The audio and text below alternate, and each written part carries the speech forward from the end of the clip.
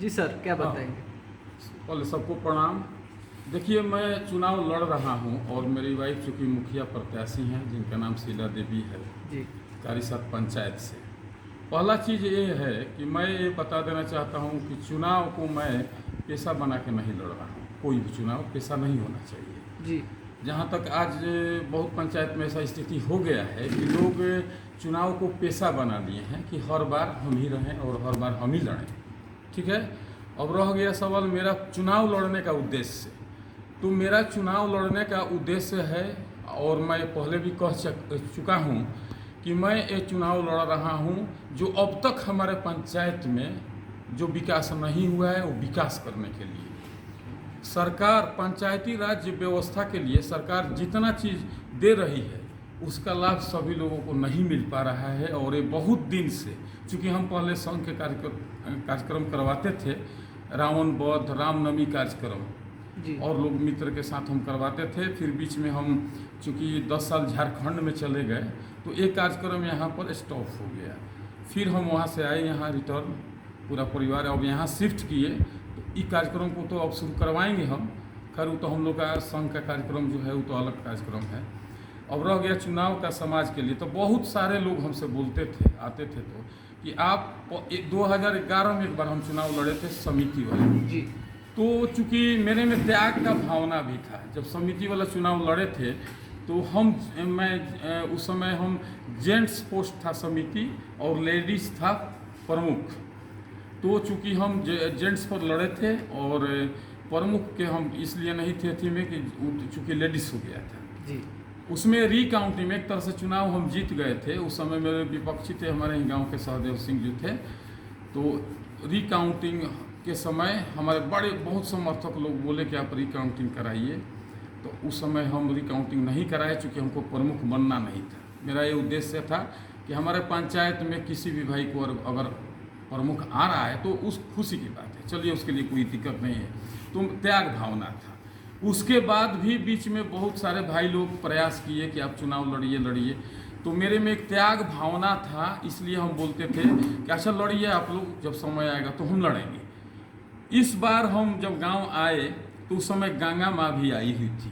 जी और उस दरमियान बहुत सारे मित्र लोग हमसे बोले कि आप वजन से मुखिया प्रत्याशी के जोग हैं और आप क्यों नहीं लड़ रहे हैं। हम बोले कि देखिए भाई, अभी सोच रहे हैं, अभी फाइनल नहीं किए हैं।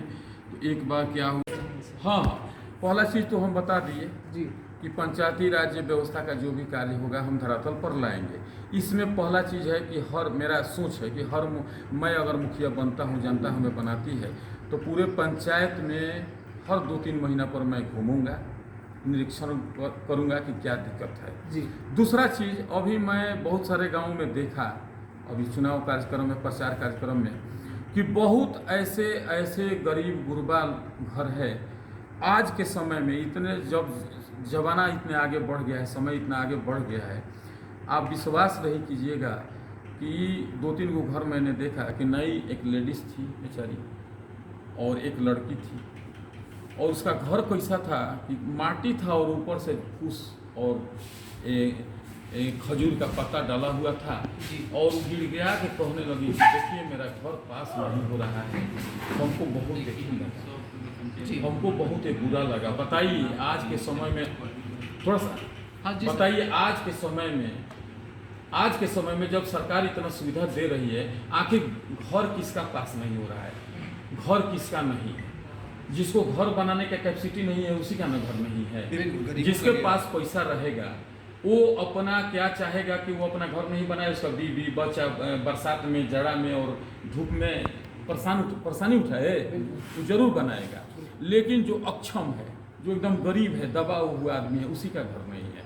तो मेरा ये पूरा प्रयास रहेगा कि जिन जिन लोगों का मेरे पंचायत में घर नहीं है तो मैं वो घर बनवाऊंगा।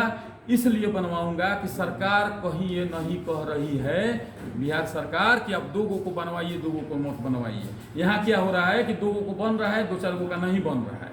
मेरा कहना है कि जितने लोग उसके पात्र होंगे सारे लोगों का घर बनना चाहिए, और मेरे जैसा मुखिया रहेगा तो जरूर बनाएगा।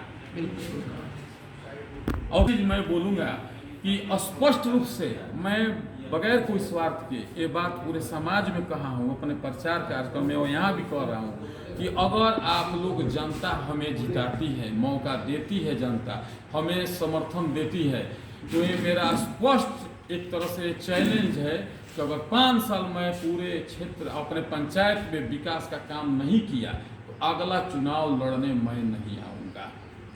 ये मेरा अंतिम है, इसी के साथ